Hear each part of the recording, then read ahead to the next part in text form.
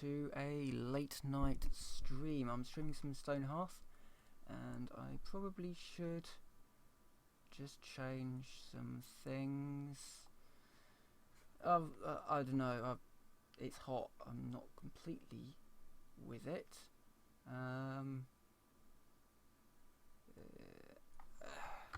Well, we're playing Stone Hearth. Stone Hearth. I'm just gonna change some things on. Yep. Stone. So this is a game a little bit like Minecraft, only it's played from third person. It's kind of like Nemoria.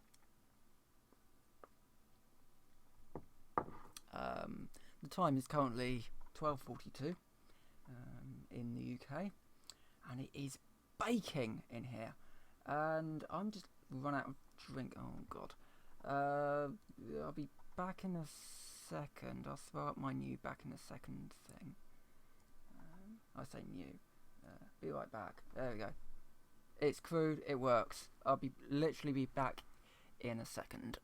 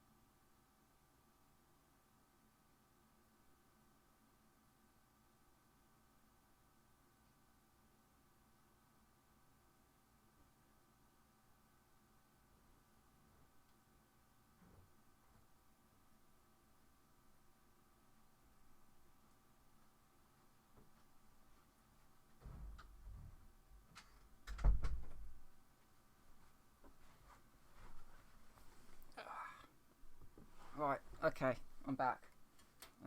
Just had to get myself another drink of squash, apple and mango. Actually, pretty decent one. You can get it from Sainsbury's. It's just a bog standard juice stuff that you stick water in. Right. Okay, I've played this before. I'm gonna go with these guys. The ascendancy in that one. Dwarf Fortress. I'm gonna have it in normal. Begin. Okay, so you get your sort of your expedition roster. You can roll with new citizens, but hey, that looks decent. So you've got 3 different stats. The mind stat, which is for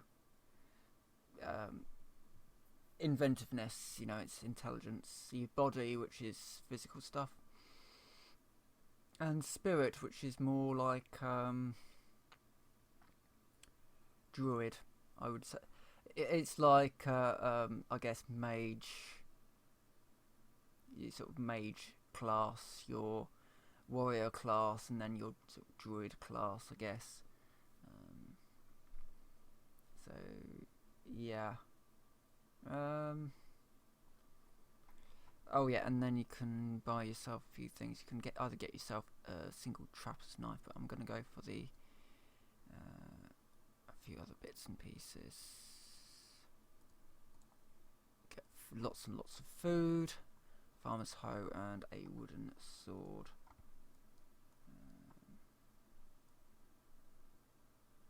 Yep. Okay, I'm just messing around with what's that thing called? YouTube. So obviously I'm streaming through YouTube. Right. I'm not going to do a huge amount tonight, but yeah, probably do another. I'll probably be on here till 1:30, which is another 45 minutes. Yeah. So yeah, let's dive in. So there's just been an update for this, you see, and the last stream that I did was quite frankly dull, and I just thought I would do something. I was going to do another stream, and then I got dragged into XCOM, and then I got really annoyed with XCOM because all my soldiers were dying, and so I alt F4'd, and then saw that Hearthstone had an update, and I thought, well, why not? Let's play some Hearthstone, Stonehearth, and then what happened? Yeah, and then I thought, well, I could just play it, you know, me, or I could stream it like I was going to do another stream, and then decided not to, and then, yeah. Light Veil, that sounds good. Alright, so we've got these little halfling type things, and we've got some resources here. Right, so first of all, let's get stockpile up. Let's stick a stockpile in there. Yeah, it's kind of like Nemoria, where you put in your stockpile and then all your guys, or Dwarf Fortress.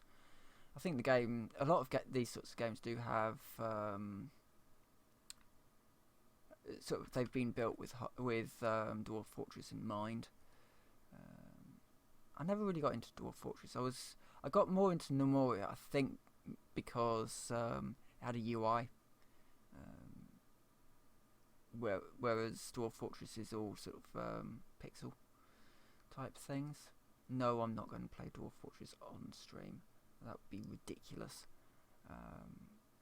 So ridiculous that one day I might actually do it. Yeah.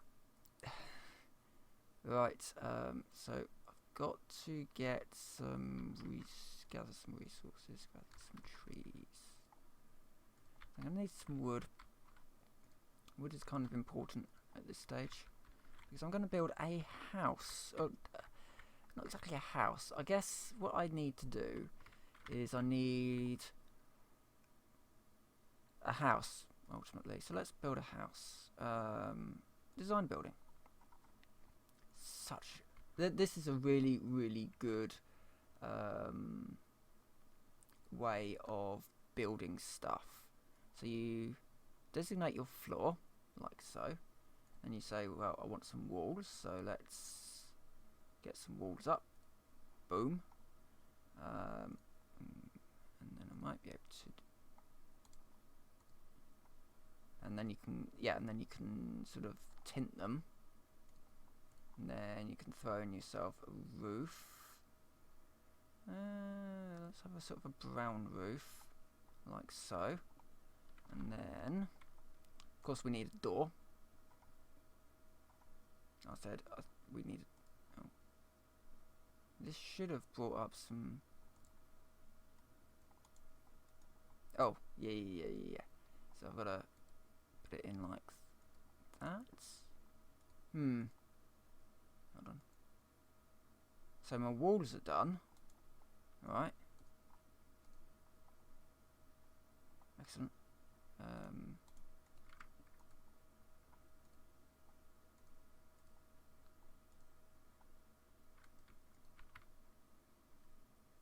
I thought I could do. You're meant to just, and then you should get something up. Ooh, hello. No. This is weird. Let's try that again.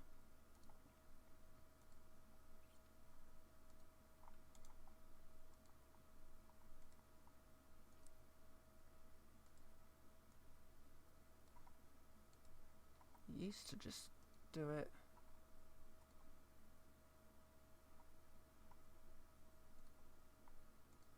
It's not showing me the doors, which is a little bit weird.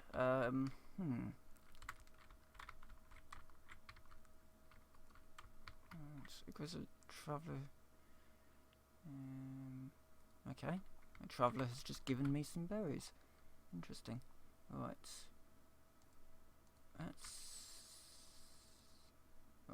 Let's try this again. Okay, so wood logs for my floor, and let's make it sort of a clinker sort of something like that. Then we want some walls up. We want some reasonably brown columns, but I would quite like a, guess, ash. Yeah, something like that. Doors. Won't let me add doors or windows, which is weird. Oh, click a floor plan to add walls. Right, click 20. Exit. It's not showing me. Oh, and then you can add some. You can do something like that, and then you can throw in some more walls, and then you can do that. Okay. So we've got this quite nice sort of house here. I might want a sort of a brown.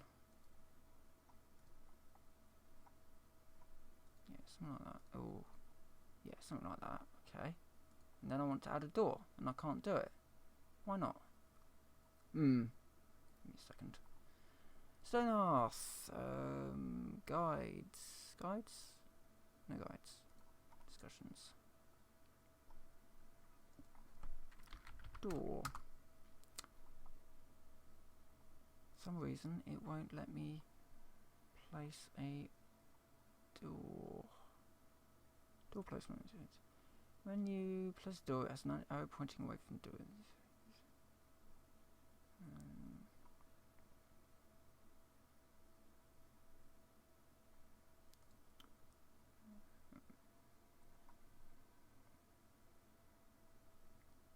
Okay. I don't actually know what's going on here. For some reason, it won't let me add a door, which is bizarre because I need to be able to get into it. And it won't let me add windows either.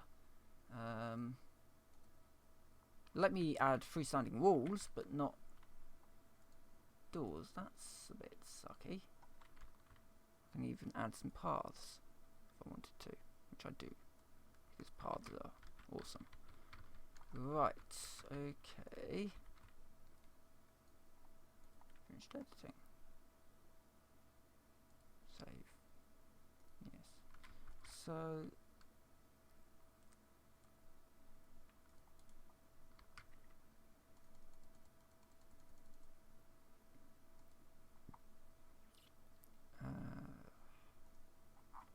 will the tiny cottage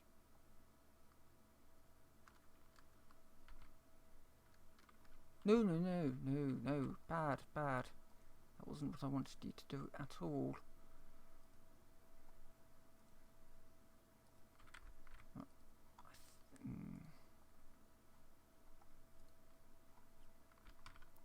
Well, obviously I need a tiny cottage, because why not? Rotate with those keys, yeah. So, right, okay, build that. Yep. So they're now going to build that. You can build your own buildings, and I've done that before, but for some reason it won't let me place doors, which is ridiculous. But oh, I need to do something with my citizens, don't I?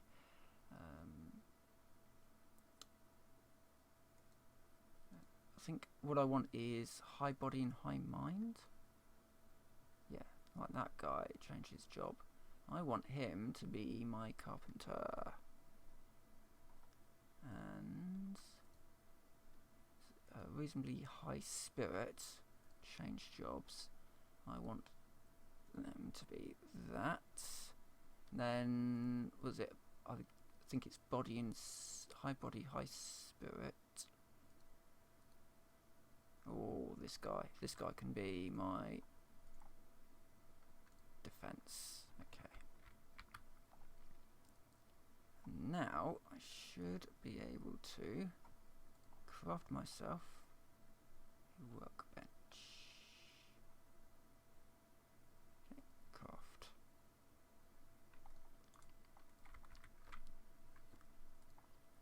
So that's now making myself a crafting bench.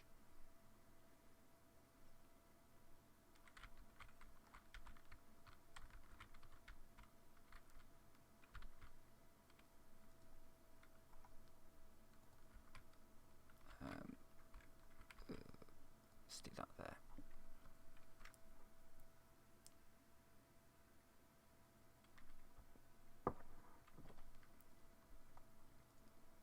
Okay, so now I should be able to make, so I need, what do I need left in this?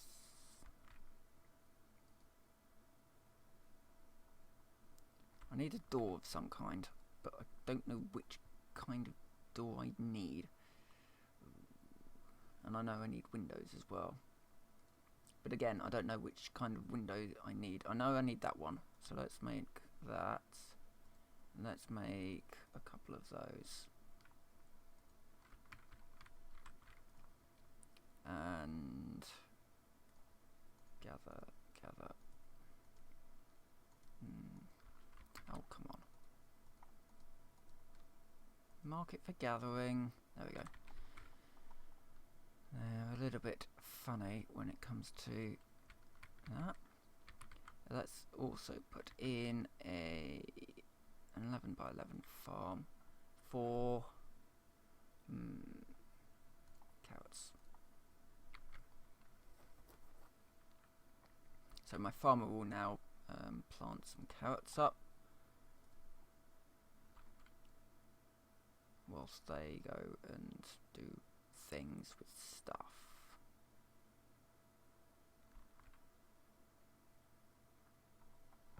Just gonna see if there's, I'm actually just, I might just be missing something.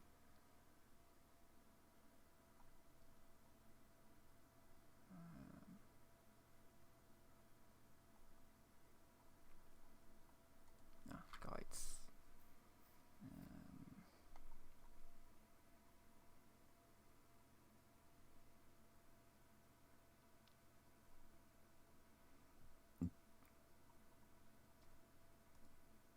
Gameplay basics, garden reference manual, that might work.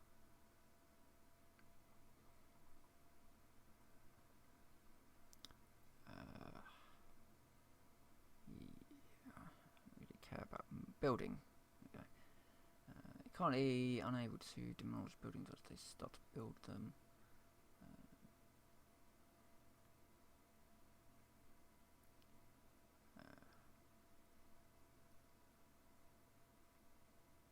Once you've finished, you now need a door, some windows, and any furniture.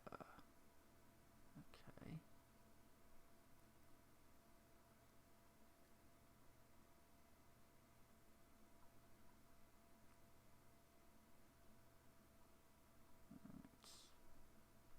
Right. Okay, so ultimately, no, I'm not doing anything wrong or dim. They just won't let me place doors, which is a bit irritating. Go for a slightly smaller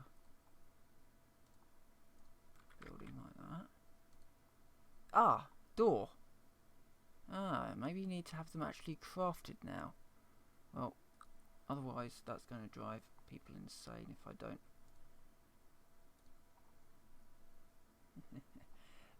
Slightly offset.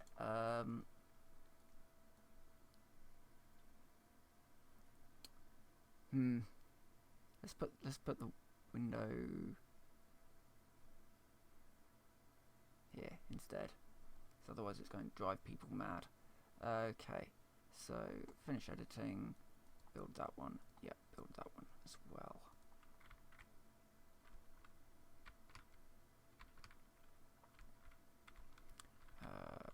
And harvest.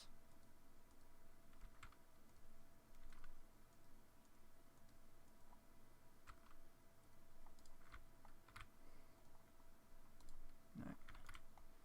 Right, so our halflings are actually doing pretty well at the moment. We've got a house built, or being built, and we've got some carrots growing in the fields. Mine block. No. Remove.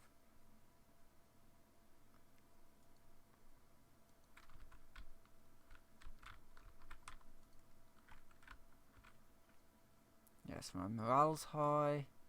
Okay. Everything's good.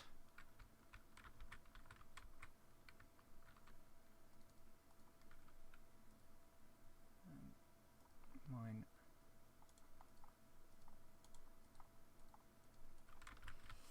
Oh, for goodness sake. This game can be a little bit... Well, it is alpha. Move that.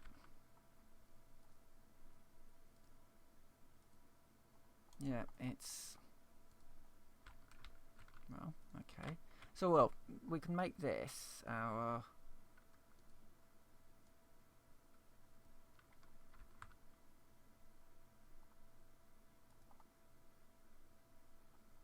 Yeah, I'll do that.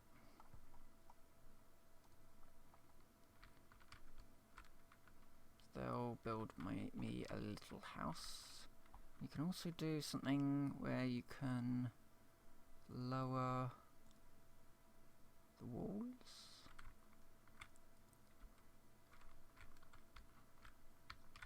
Well, something that I would want to do ultimately is to wall this off.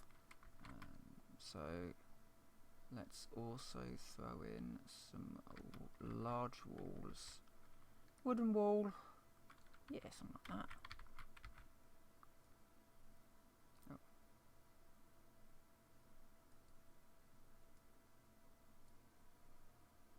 What I was expecting here was the ability to drag it across. Oh, you can just do... No? Ah, so you can just do...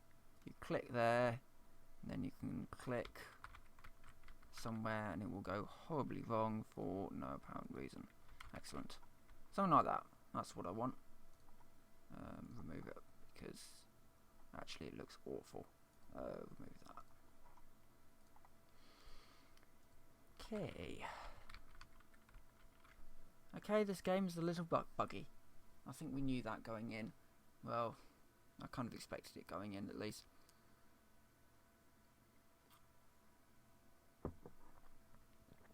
It's quite a nice idea though. It's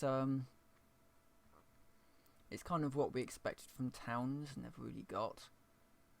That was a bit of a mistake, I guess, but yeah, it happens. And I think, yeah, ultimately, if you're interested in the idea of towns, buy Nemoria instead.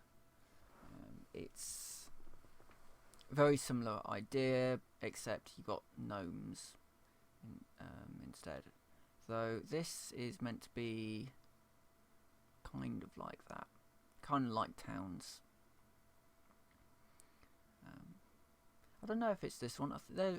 There is one where you are sort of trying to get heroes into your town. I don't know what game that is. So, yay for watching essentially paint dry. Yeah, it's not bad. It's not a bad game. It just needs to be polished up a little bit.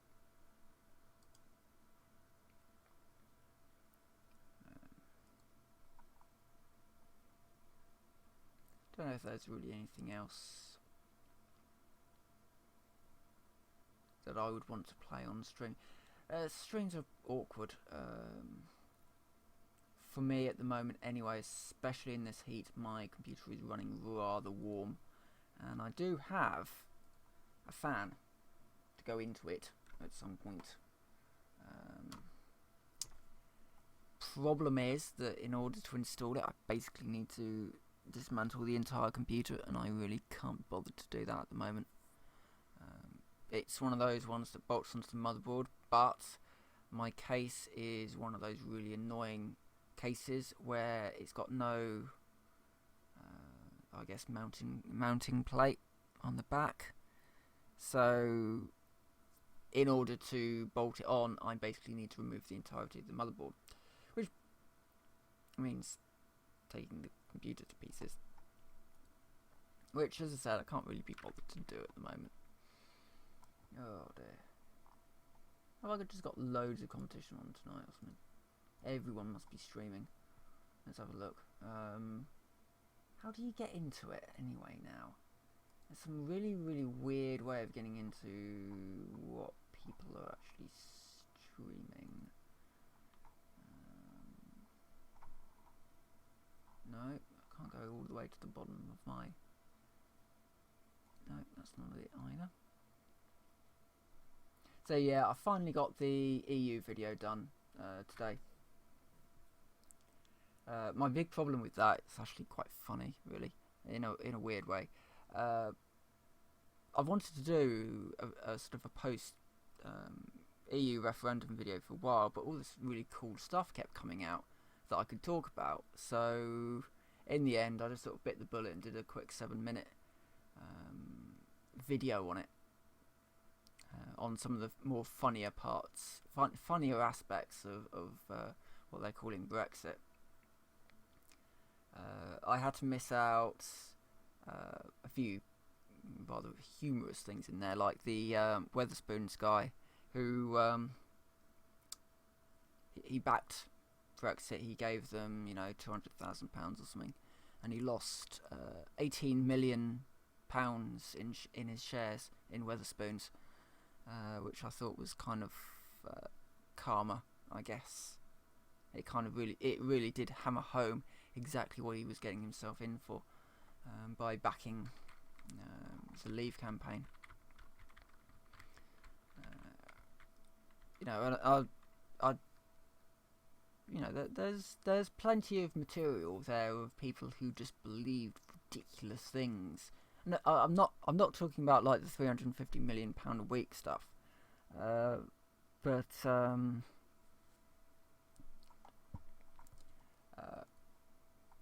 more the people who believed in the EU superstate, and that all the EU really wanted to do was get an army and prohibit anybody else from having an army, and then do something, take over the world or something. I don't know.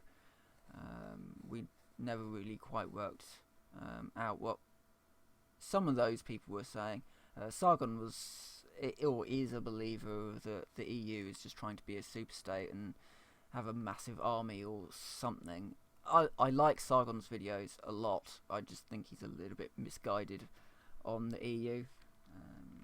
He's reasonably fair on a lot of quite difficult topics, which I admire him for, quite frankly. I just think he's a little bit misguided when it comes to the EU.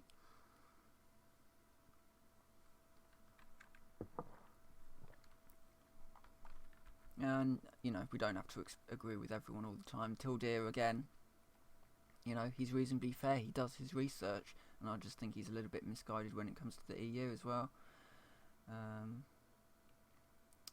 But, you know, what can you do? I'm still going to support them.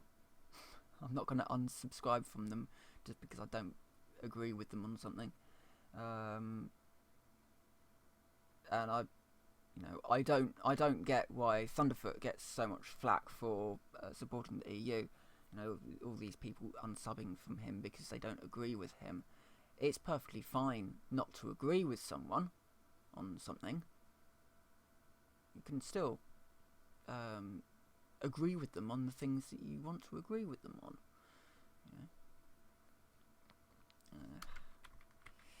Yeah. The world is weird and chaotic and crazy, and at least in a just sort of the weird sense of occasionally we can look at other countries tearing themselves apart, and sort of ignore our own country tearing itself apart every so often. But hey, you know, that's life. We just sort of move through it and try and make it a little bit better in our own way. And yes, hope for another election soon, hopefully. There's a petition up to try and get another general election in the UK, because Theresa May has not been elected by the people. She's been elected by a very small minority of people. and so it's going to be up to, you know, it's all this thing about, you know, unelected leaders. The Leave campaign don't like the EU because they're unelected, and yet vast majority of British law is made by unelected British civil servants. And now, to put some icing on the cake, Theresa May is Prime Minister. She's an unelected Prime Minister. So, potentially, an unelected person could make the UK leave the EU without the support of the people.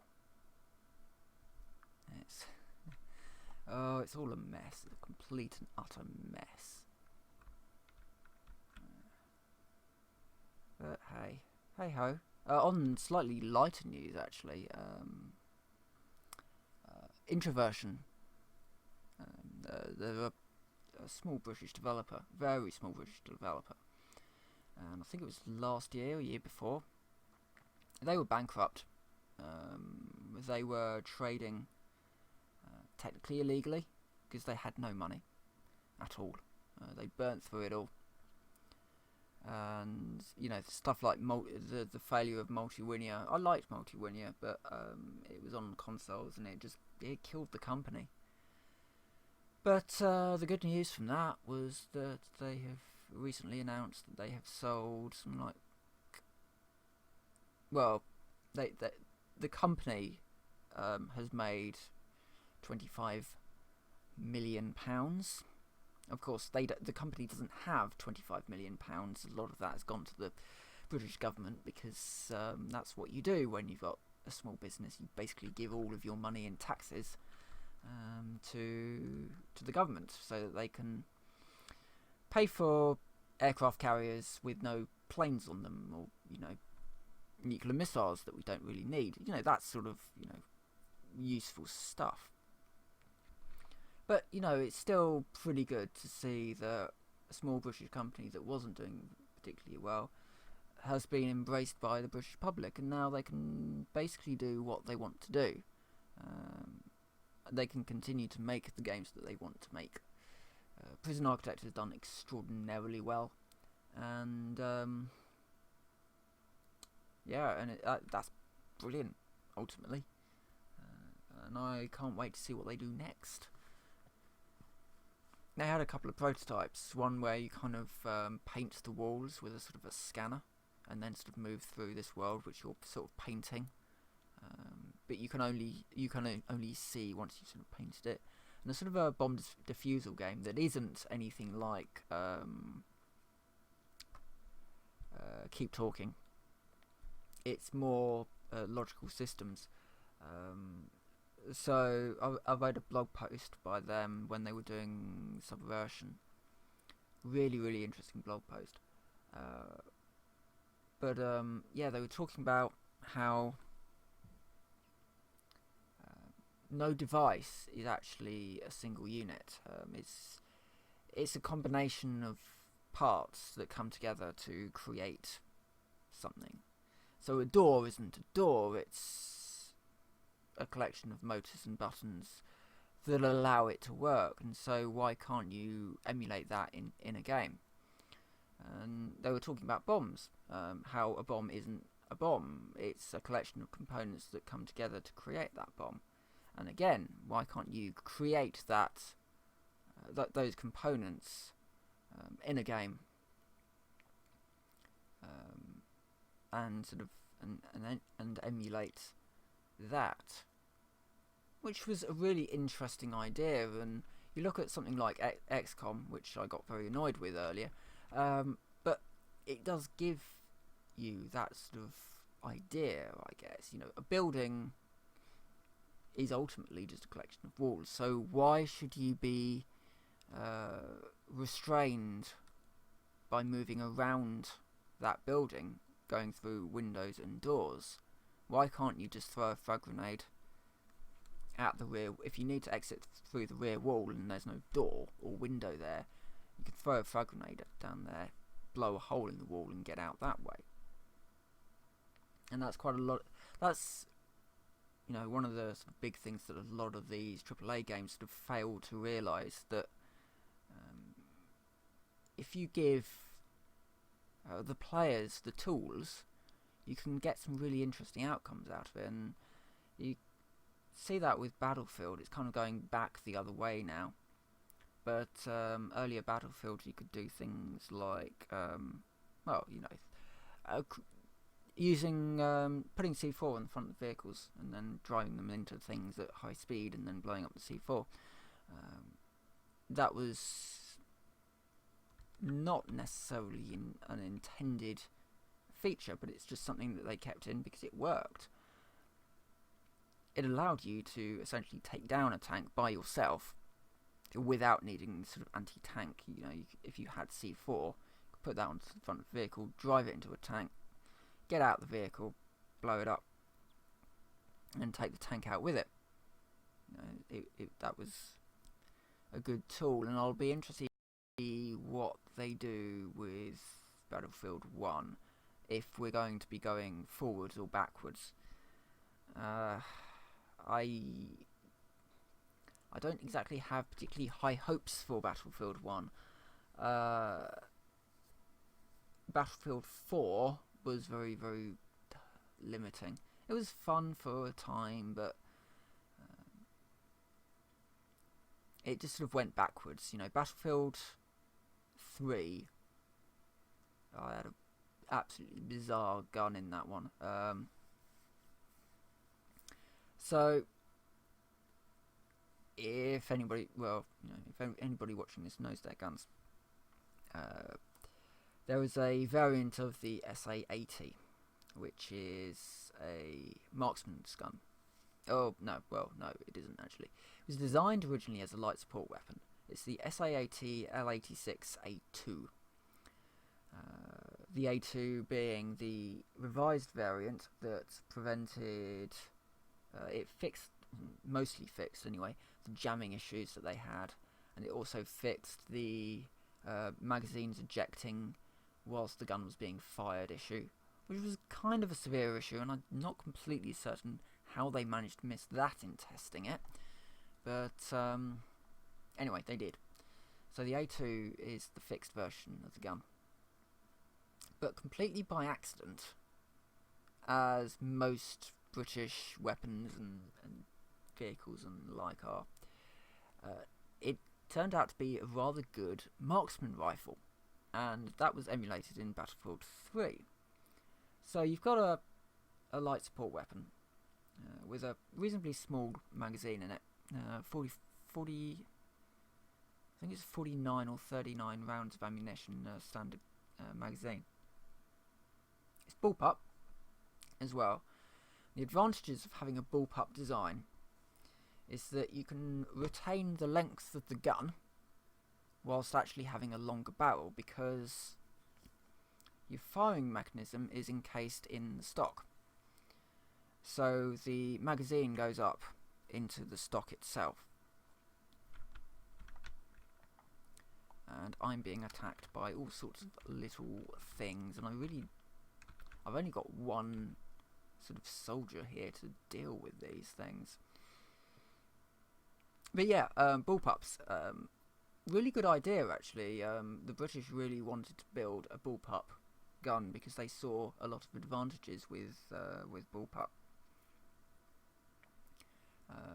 The main one being is that you can have a gun that's the length of an AR-15, but it's actually got a longer barrel, because with the AR-15 you've got the stock, and then you've got your firing mechanism in front of it where your magazine goes up into, where the trigger assembly is, and then you've got your barrel, and then all of your add-ons sort of vaguely around the weapon. But with the SA-80 you've got all your firing mechanisms are in the stock, and then you've got Just trying to think. And then you've got your trigger assembly that's sort of and then the rest of the gun. So yeah, and that was emulated in Battlefield 3. So as a support, I could have the L86A2 with. I usually went for a silencer, 7x scope, and a bipod, and it actually was quite an effective marksman rifle, fully automatic marksman rifle, and it surprised a few people. Put it that way. Quite good for counter sniping. But you know that was DICE giving people the tools to create something a little bit weird, but actually something that worked quite well. And you know, if you ended up on a map with just everyone being a sniper, you'd pull that out and you'd surprise a few people. Put it that way. I also had, wasn't particularly good, but I did have a sniper's shotgun as well. The range just wasn't good enough on it, and you lost quite a lot of stopping power in close range. So yeah, it was a bit of a failure, that one. But yeah, the L86 was a really nice alternative to sort of conventional weaponry. But yeah, I'm all for games giving you the tools and then saying, yeah, go nuts, do what you like. I'm not all for tanks in Africa. I'm hoping that they didn't actually put a tank in Africa in Battlefield 1, because they just weren't used in Africa. They were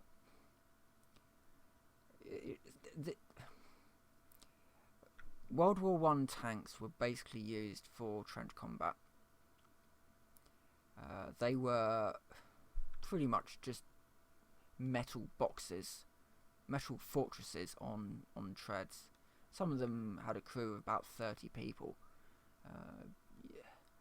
The tanks back then, they were not anything like what tanks are like today. It actually took quite some time before we kind of start to see the tank evolve into what it is today, with the turret and the compartmentalization inside and the blast off panels on top of the magazine. It took a long time for tanks to become, like that.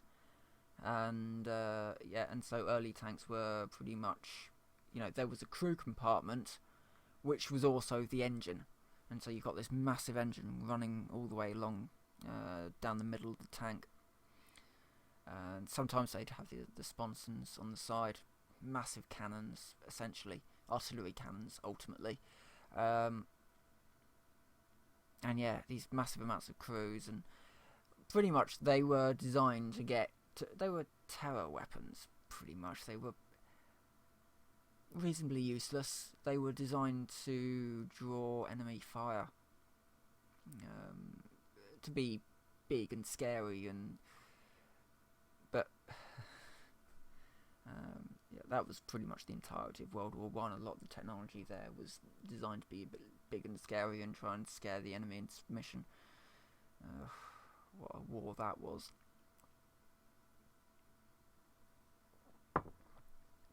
I don't mean that in a good way. The Belgians now have this thing called the Iron Harvest, where all the farmers find all the artillery shells that were fired during World War One, and they put all these artillery shells by the side of the road, and bomb disposal units go along, boom, boom, boom, blow them up. They're still finding so many artillery shells that were just, yeah. Anyway, right. I probably should actually. Ooh, I could make a large. Let's make a large crate. Let's also make. I could make a mean bed. craft a couple of mean beds. Let's also make a rough wooden shield and a oh no, I can't. Yeah. So my so my carpenters need to level up. Okay. So what level is my carpenter at the moment? It's a level 1 carpenter. And yeah, he can only become a level 1.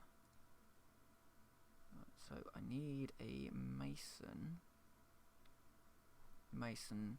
Okay, so I need a chisel, which is done by this guy. Tools and weapons. Here we go. Wooden practice sword, thumbs hoe, archer's bow, mason's hammer and chisel. Okay. Cue that order anyway. Do I get an experience bar? I'd like to know how far advanced he is. Ooh, more info might show it. There we go.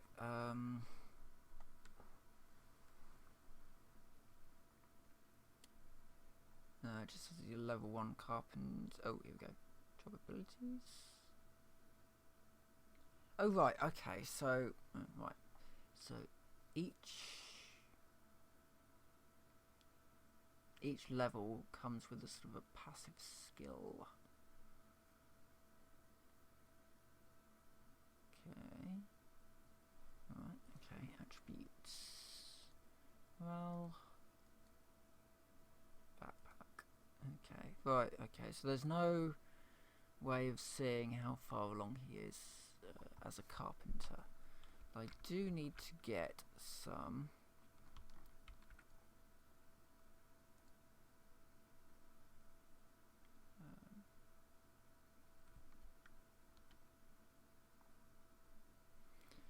I need to get some stone, so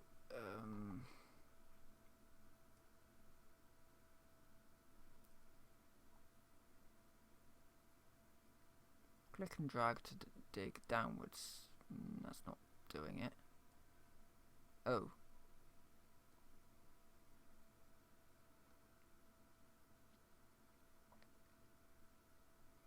That might be doing it.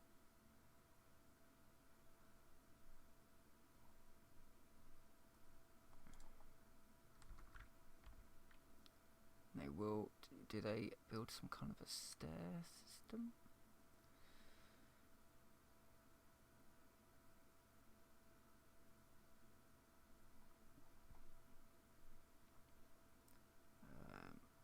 Mine block.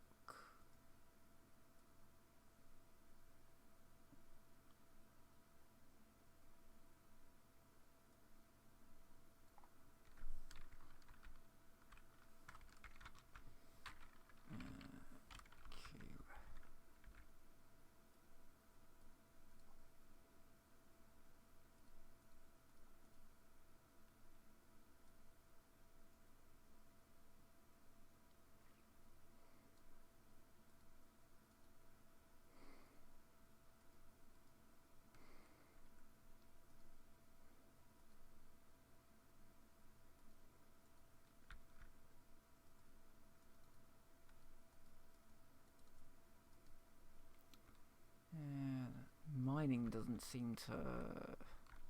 I'm sure it does work. Oh, there is actually now a.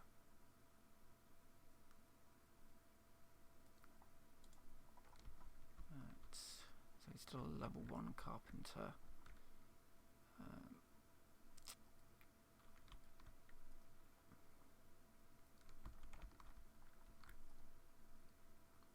Oh Lord, is that time?